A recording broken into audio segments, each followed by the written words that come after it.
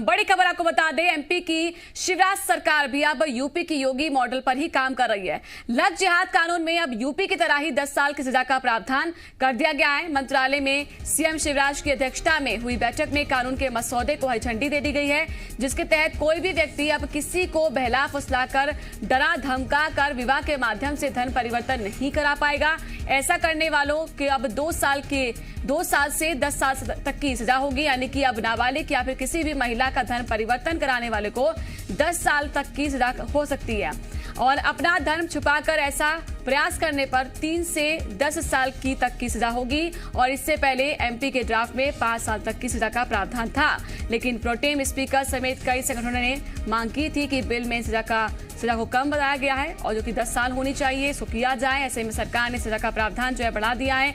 सरकार ने ड्राफ्ट में एक और प्रावधान जोड़ दिया है, जिसके तहत 2 या उससे अधिक लोगों का धर्म परिवर्तन कराने के दोषियों को 5 से 10 साल तक की सजा होगी और साथ ही 1 लाख जुर्माना भी देना पड़ेगा। अगर लव जिहाद की शिकार पीड़ित जो महिला है उसका बच्चा पैदा हो जाता है तो दोनों को न केवल भरण पोषण का अधिकार होगा, बल्कि पिता की संपत्ति में बच्चा उत्तराधिकारी भी बनेगा। इसके साथ ही ऐसे केस में शिकायत आने पर सब इंस्पेक्टर से नीचे स्तर के अधिकारी जांच नहीं कर सकेंगे। सेशन कोर्ट में इसकी सुनवाई चलेगी। तो अगर आप यूपी के मॉडल को देखें, लव जिहाद के मामले को लेकर जो वहां पर कानून सामने आया है उसके कानून को देखें तो कुछ वहां पर भी 10 साल की सजा का प्रावधान है, कुछ ऐसे ही प्रावधान वहां पर भी हैं।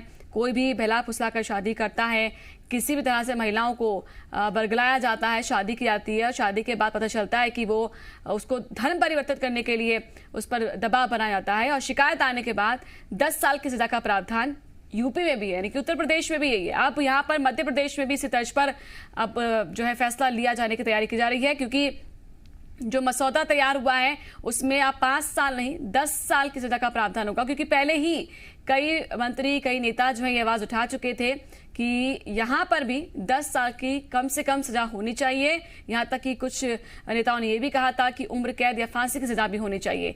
लेकिन अब योगी मॉडल के तर्ज पर ही शिवराज सरकार का ये कानून दिखाई दे रहा है, तो एमपी में भी लव जिहाद करने वालों को होगी 10 साल की सजा। और हमारे साथ प्रोटेम में स्पीकर जुड़ चुके हैं रामेश्वर शर्मा जी, सीधे उनसे बात करेंगे। सर, स्वागत है आपका जी मध्य प्रदेश छत्तीसगढ़ में। ये जो मॉडल सामने आ रहा है, क्या ये समझा जाए लव जिहाद के खिलाफ अब एमपी में भी योगी मॉडल पर ही शिवराज सरकार चल रही है?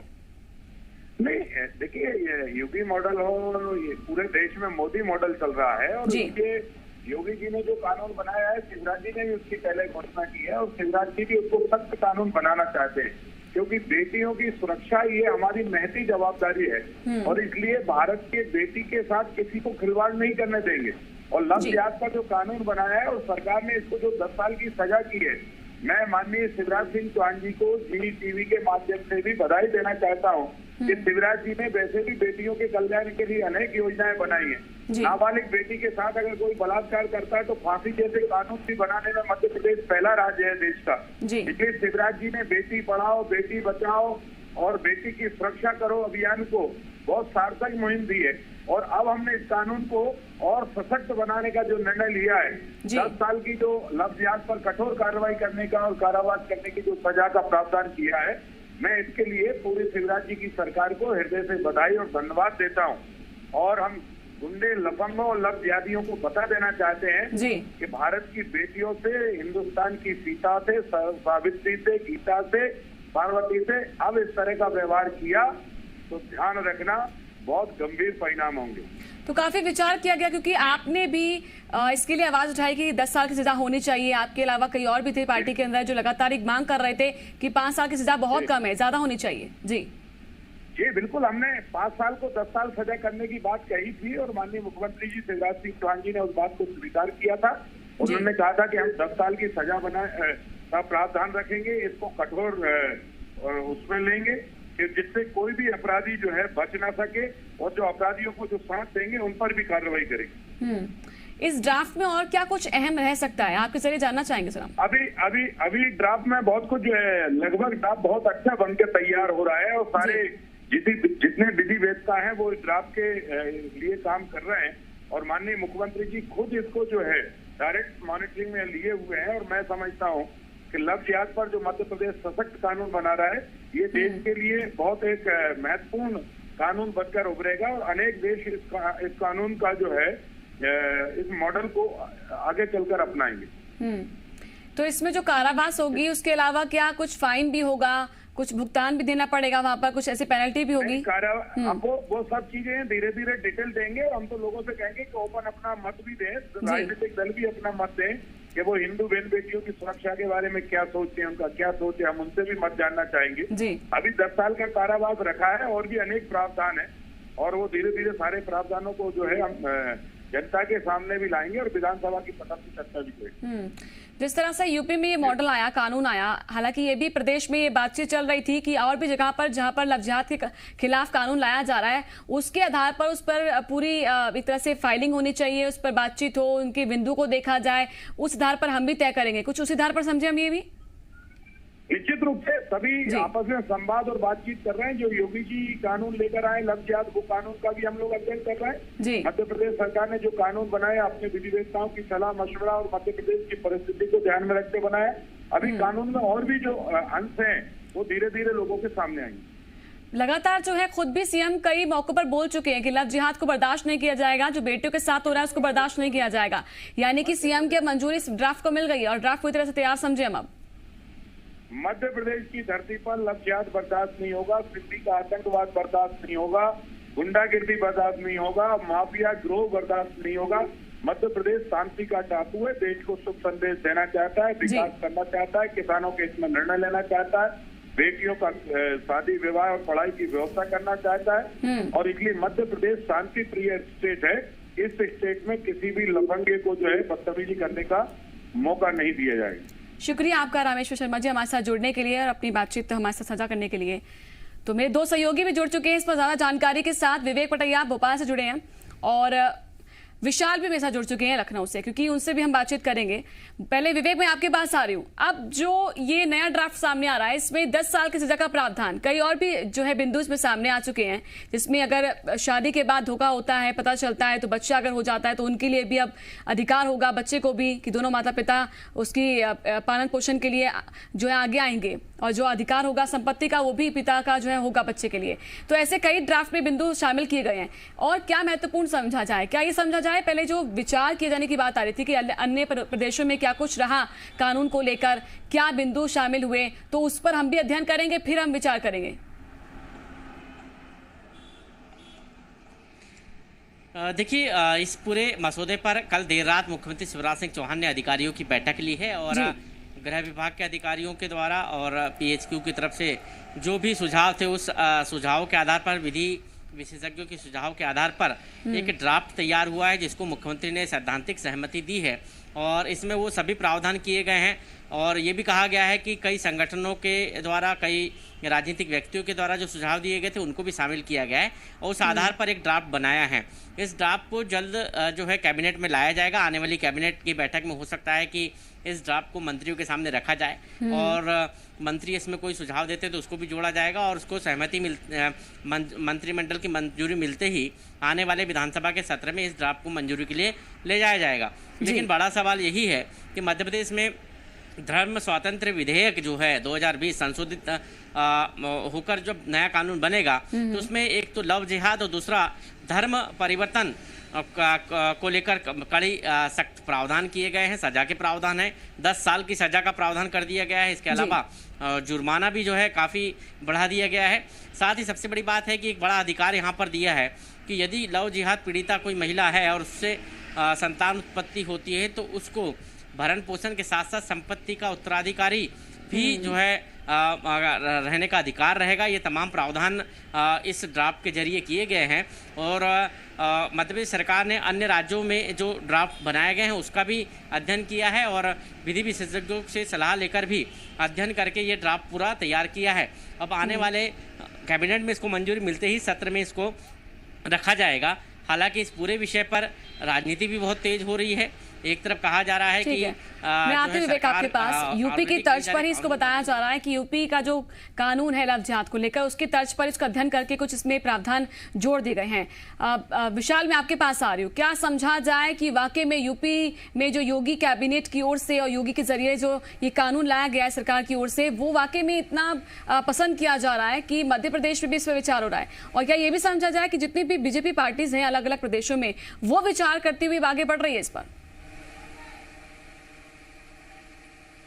देखिए, जिस तरह से लव जिहाद को लेकर एक मसौदा, एक जो ड्राफ्ट मध्य प्रदेश में तैयार किया गया है, उसमें कई चीजें जो हैं वो उत्तर प्रदेश के जो कानून है उसके समकक्ष बताई जा रही हैं। खास तौर से इसमें देखिए, सजा का जो प्रावधान है वो 10 साल का किया गया है और उत्तर प्रदेश में चूंकि कैबिनेट से इसको पास हो गया था, उसके बाद राज्यपाल ने बाकायदा इसकी मंजूरी दी थी और उत्तर प्रदेश में ये कानून लागू भी हो गया है। कई ऐसे मामले हैं जिनमें कार्रवाई भी जो है वो शुरू हो चुकी है।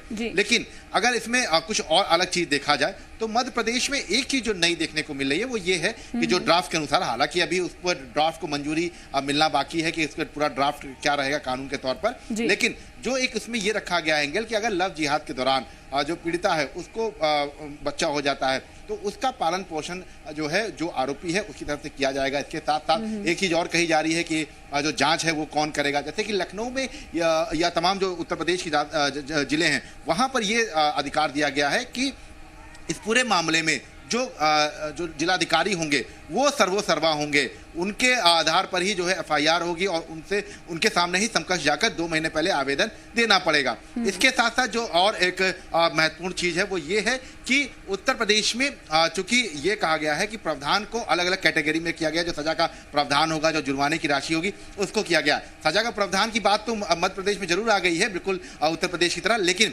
जुर्माने की राशि क्या होगी ये देखना होगा। दूसरी एक जो सबसे महत्वपूर्ण बात है कि यहाँ पर उत्तर प्रदेश में कानून में ये एक बात रखी गई है कि जो राजनीतिक संस्था है या जो सामाजिक संस्था है वो लोग इंटरफेयर नहीं कर सकते, उनकी शिकायत पर एफआईआर दर्ज नहीं होगी। एफआईआर मात्र या तो पिता या माताजी या भाई या बहन जो खून का रिश्ता होगा उसके आधार पर ही हो सकती है, ना कि किसी अन्य व्यक्ति की तरफ से एफआईआर दर्ज कराई जाएगी। तो ये चीज है। तो क्या एमपी के उस कानून में भी इस बात का प्रावधान रखा जाएगा कि सिर्फ जो परिवार के सदस्य होंगे जिनका खून का रिश्ता होगा वही एफआईआर करा सकेंगे या कोई अन्य व्यक्ति भी करा सकेगा? ठीक है, तो ये तमाम ऐसी चीजें हैं जिस पर थोड़ा सा सवाल करना चाहती हूँ। धर्म परिवर्तन के लिए पूर्व अनुमति लेनी होगी, ये यूपी में है कि आपको पहले अनुमति लेनी है। अगर दोनों ओर से रजामंदी है, आप चाहते हैं तो पहले अनुमति लीजिए फिर आप इसके लिए आगे बढ़िएगा। क्या एमपी के ड्राफ्ट में भी कुछ ऐसा होगा? क्या ये भी समझा जाए जो काजी मौलवी होते हैं शादी विवाह कराने वाले, जो धर्म परिवर्तन कराने के दौरान जो रहेंगे वहां पर, क्या उनके खिलाफ भी एक्शन हो सकता है अगर उन्होंने उनके सामने आता है ये मामला संज्ञान में और वो फिर भी इसको नजरअंदाज कर देते हैं? देखिए, धर्म परिवर्तन यदि करना है तो उसके लिए बाकायदा मंजूरी लेना जरूरी होगा और उस मंजूरी के मिलने के बाद ही कोई भी मौलवी हो, काजी हो या कोई भी जो व्यक्ति धर्म परिवर्तन जो करवाता है वो तभी धर्म परिवर्तन कराएगा जब उसके पास एक जो है सरकारी डॉक्यूमेंट होगा कि हाँ इस व्यक्ति को धर्म परिवर्तन की परमिशन दी जाती है, उसके बाद ही करवाएगा। यदि ऐसा नहीं हुआ तो उस स्थिति में जो धर्म परिवर्तन करवाने वाले व्यक्ति हैं वो भी इसमें आरोपी बनेंगे। मध्य प्रदेश में ये भी एक प्रावधान किया गया है कि धर्म परिवर्तन करवाने में सहायक भूमिका निभाने वाले व्यक्तियों को भी आरोपी बनाया जाएगा। तो ये मध्य प्रदेश के कानून में इस बात का जिक्र जो है किया गया है कि आने वाले समय में जो ड्राफ्ट को मंजूरी मिलेगी और जो कानून बनेगा उसमें इस बात का प्रावधान किया गया है। लेकिन एक चीज और बता रहे हैं इसमें विशाल की जो नयापन है इसमें, एक बिंदु वो ये है कि जो बच्चों को, जो बच्चा अगर हो जाता है, महिला प्रेग्नेंट हो जाती है, बच्चा होता है हम दोनों के बीच का, तो जो संपत्ति है पिता की उसमें उसका अधिकार होगा। तो कुछ अलग बिंदु भी है, ऐसा नहीं है कि सब कुछ वहां से ही कॉपी होगा या कहीं से भी ऐसा कुछ नहीं कॉपी होगा। अपनी बातें भी इसमें शामिल की जा रही है। प्रदेश के लिहाज से, प्रदेश स्तर पर जो चीजें उचित है वो फैसला अब सरकार ले रही है।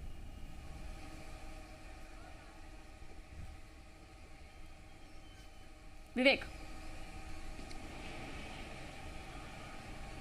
देखिए, सरकार की तरफ से ये प्रावधान किया गया है कि कोई भी जो पीड़िता है यदि उसको संतान होती है या उसकी संतान है तो वो संतान जो है संपत्ति में अपना जो है हक रखती है और उसको संपत्ति देना होगा, भरण पोषण गुजारा भत्ता भी देना होगा। ये तमाम प्रावधान जो ड्राफ्ट बना है उसमें शामिल किए गए हैं। अब देखना होगा कि इस ड्राफ्ट को कैबिनेट की मंजूरी मिलने के पहले और भी क्या कुछ संशोधन इसके अंदर होते हैं। हालांकि मुख्यमंत्री ने इस ड्राफ्ट की कल समीक्षा के दौरान हर एक बिंदुओं पर उन्होंने चर्चा की, अधिकारियों के साथ एक बिंदुओं पर उन्होंने ध्यान से बारीकी से इस पूरे ड्राफ्ट को पढ़ा है और उसके बाद इसको सैद्धांतिक सहमति दी है। हालांकि आने वाले समय में हो सकता है कि कई और सुझाव आने के बाद इसमें कुछ संशोधन हो जाए। जब तक इसको कैबिनेट में मंजूरी नहीं मिल जाती तब तक ये ड्राफ्ट जो है इसमें और भी कुछ संशोधन हो सकते हैं। लेकिन ये बड़ा प्रावधान किया गया है कि संपत्ति में अधिकार रख सकता है वो बच्चा और वो भरण पोषण का गुजारा का भत्ता भी मांग सकती है पीड़िता। तो ये तमाम प्रावधान कैबिनेट के बैठक में आने वाले इस ड्राफ्ट में रखे गए हैं। कल मुख्यमंत्री ने अधिकारियों से इस बात पर एक एक बिंदुवार जब चर्चा की है तो इन तमाम बिंदुओं को इसमें शामिल किया गया है। इसके अलावा जो अनुसूचित जाति और जनजाति की महिलाएं हैं तो उनको लेकर भी यदि धर्म परिवर्तन और इस तरह लव जिहाद कानून के तहत उनको भी जो है यदि वो आते हैं, वो शिकायत करती हैं तो फिर कहीं ना कहीं उनको भी जो सजा का प्रावधान है 10 साल के लिए होगा यदि कोई व्यक्ति अनुसूचित जाति जनजाति की महिला के साथ इस तरह की घटना करता है। साथ ही जो जांच अधिकारी है वो भी एसआई स्तर से ऊपर का अधिकारी होगा, एसआई स्तर से नीचे का अधिकारी नहीं होगा। तो ये तमाम प्रावधान इस ड्राफ्ट में किए गए हैं। हालांकि अभी धीरे धीरे जैसी इस ड्राफ्ट की परतें खुलेगी और जो भी प्रावधान होगा वो सामने आएगा तो सारी चीजें निकलकर सामने आ जाएगी। ठीक है, शुक्रिया आपका विवेक जानकारी के लिए। विशाल आपका भी शुक्रिया तमाम अपडेट के लिए। तो मध्य प्रदेश में कोई भी व्यक्ति अब किसी को बहला फुसलाकर डरा धमकाकर विवाह के माध्यम से धर्म परिवर्तन नहीं करा पाएगा।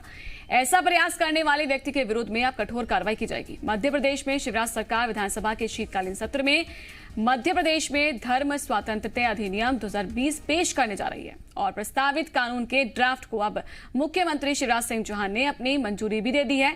नए कानून में धर्म परिवर्तन के जरिए की जाने वाली शादी शून्य घोषित होगी। धर्म परिवर्तन को लेकर सख्त कानून मध्य प्रदेश धर्म स्वातंत्रता अधिनियम की धारा 3 के तहत कोई भी व्यक्ति दूसरे को दिग्भ्रमित करके या प्रलोभन के जरिए या धमकी देकर या बल का इस्तेमाल करके या दुष्प्रभाव या विवाह के लिए झांसा देकर जो उसका धर्म परिवर्तन अथवा धर्म परिवर्तन का प्रयास नहीं कर सकेगा। कोई भी व्यक्ति धर्म परिवर्तन किए जाने का षड्यंत्र या साजिश नहीं करेगा। सख्त सजा का प्रावधान अगर कोई भी व्यक्ति अधिनियम के उल्लंघन करता है, उसके विरुद्ध जाता है कानून के विरुद्ध, तो उसके खिलाफ जो है 10 साल की सजा का प्रावधान भी तय करा है।